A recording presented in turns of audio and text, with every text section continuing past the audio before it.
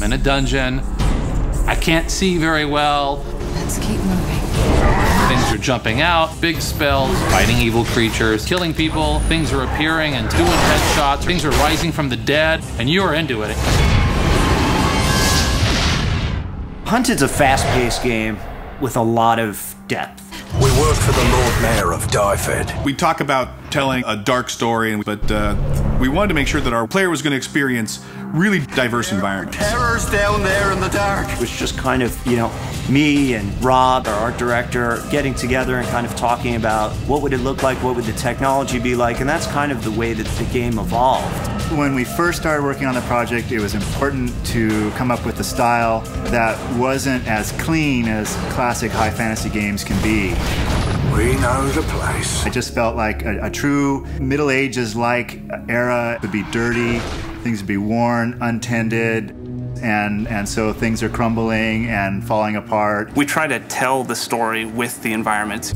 The wear and tear, the grime we put on it, we try to give that sense of history. You know, you come into an area with ancient ruins of some civilization that used to live in an area, but it's about giving the world this richness and this life that is larger than the span of the game story we're telling. You know, there are different engines that people use for different things in the gaming business. In this particular case, we use the Unreal Engine. Our focus going into this project was actually try to do what Unreal does best. Third-person shooter games and games that involve cover. And if you are, moving forward into landscapes and environments, the Unreal Engine does it perfect. So what that did was allow us to spend 100% of our efforts on game design and graphic fidelity. Throughout the game, whether you're underground or above ground, you'll come around a corner and get these just amazing views. We want to have a heavy element of verticality in our levels. You know, as a ranged character, sometimes being up in a post is the better area because you can get a view. As more of a melee character, you can sit there and protect that area. Use a little help here. Well, this is one of the final areas. When we first started, we talked about doing a tower and doing something big, but it's been done so many times, and we thought, let's do a giant pit instead. There might be a little bit of a spider problem down here.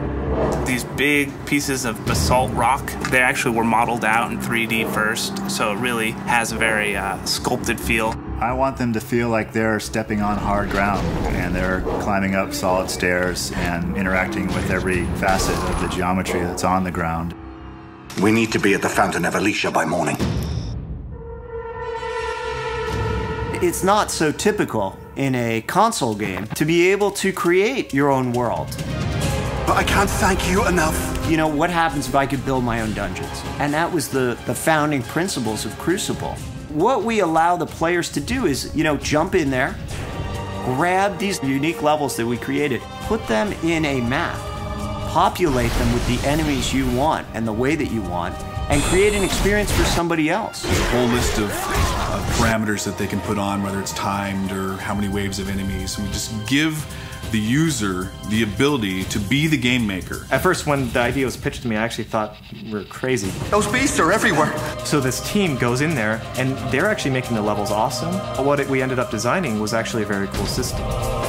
When users fire it up for the first time, they're not going to be intimidated, and it's very straightforward to use. The spark for Hunted comes from a lifetime of making and playing fantasy games. We have this tremendous love for the richness to the world. Find a feather, black as night. Every rock, every bit of dirt, every tile of broken pottery, every wall, every bird. It's immersing yourself in this world and this experience, the emotional attachment to the world. It's a roller coaster.